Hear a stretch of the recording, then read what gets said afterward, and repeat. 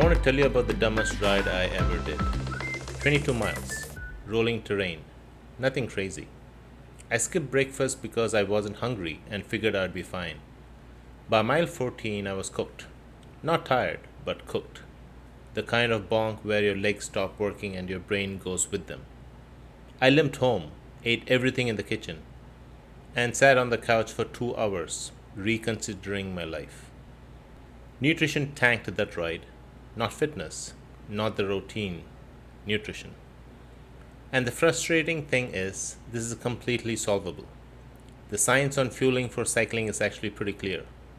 The problem is nobody breaks it down in plain language. So that's what today is: before, during, after. Practical, specific, no supplements pitch at the end. I'm Mukund, and this is Ask The Pedalist. Let's start before you even clip in. What you eat before a ride does two things. It tops off your liver glycogen, that's your blood sugar buffer, and it gives your working muscles fuel available early in the effort before your body fully shifts into fat oxidation. Here's the rule most people get wrong. They either eat nothing or they eat a giant meal 30 minutes before they leave and wonder why they feel terrible in the first 10 minutes. Timing matters as much as what you eat.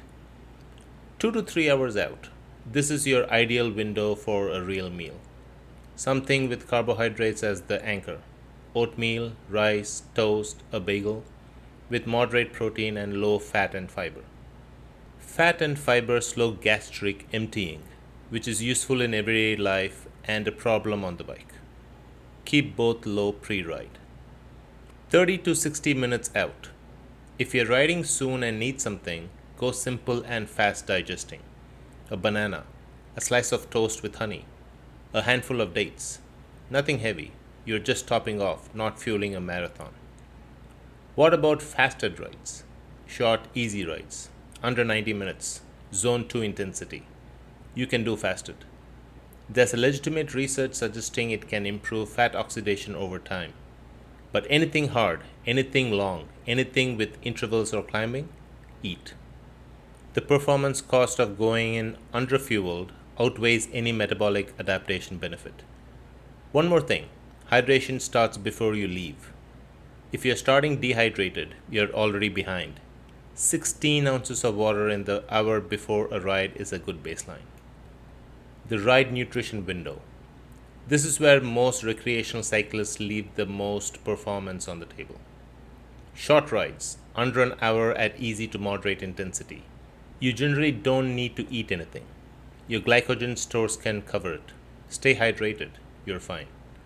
The moment you cross that 60 to 75 minute threshold, especially if the effort is moderate to hard, you need to be fueling. Not because you run out, but because you need to prevent running out.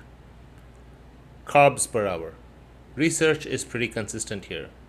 Aim for 30 to 60 grams of carbohydrate per hour for moderate rides. For longer or harder efforts, 3 hours plus, some well-trained athletes can absorb up to 90 grams per hour by using multiple carbohydrate sources, glucose and fructose together, which use different intestinal transporters. If you're going that route, you need to train your gut. Start low and build over weeks. So what actually works on the bike?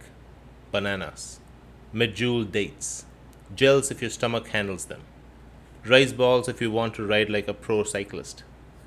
Bars work, but check the fat and fiber content. Both slow absorption. Simpler is faster. The electrolyte piece. You're not just losing water when you sweat. You're losing sodium, potassium, and magnesium. Plain water on a long, hot ride isn't enough. Add electrolytes to your bottle. Or eat salty food. This is a bigger factor than most recreational riders realize. Cramping at mile 40 is usually not a fitness problem. It's an electrolyte problem. Drink before you're thirsty. Thirst is a lagging indicator. By the time you feel it, performance is already being impacted. Sip consistently, 6 to 8 ounces every 15 to 20 minutes as a starting point. Adjust for heat and intensity. The recovery window. This one gets ignored constantly. People finish a ride, feel good, go shower, run errands, eat lunch 3 hours later. and then wonder why their legs feel like concrete the next day. Here's what's happening in your body in the 30 to 60 minutes after a hard or long effort. Your muscle glycogen is depleted. Your muscle fibers have micro damage from the mechanical stress of pedaling. Your body's hormonal environment, specifically elevated insulin sensitivity, is primed to absorb and use nutrients more efficiently than it'll be at any other point in the day. That window closes, and if you miss it consistently, recovery compounds. Day 2 feels worse. Day 4 feels worse than day 2, and you assume you have overtrained when you're actually underfueled. What to eat post-ride? You need carbohydrates to replenish glycogen and protein to repair muscle.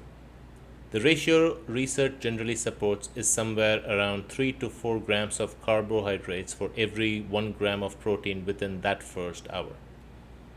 In practical terms, chocolate milk is genuinely one of the best post-ride recovery options ever studied. And people always laugh until you show them the data. Rice with chicken, Greek yogurt with fruit, a protein shake with a banana if you can't stomach real food right after riding.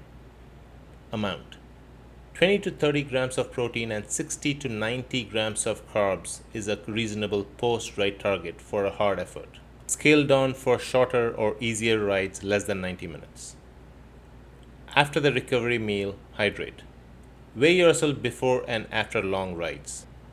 If you want a practical guide, every pound lost is roughly 16 ounces of fluid to replace. Don't skip this window.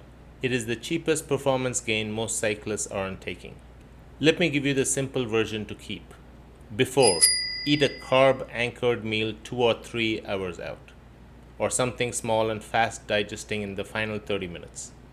Stay low fat, low fiber, stay hydrated. During, if you're out longer than 60 to 75 minutes at real effort, you need 30 to 60 grams of carbs per hour. Sip consistently. Don't forget electrolytes. After, hit carbs and protein within 60 minutes. Don't skip it. That window is where recovery actually happens.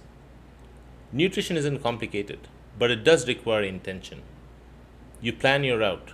Plan what you're eating before and after it. For more on training and fueling, go to pedalmyway.com. And if you're building structured workouts into your week, check out PMW FIT on Google Play. I'm Mukund. This is Ask the Pedalist. See you on the next one.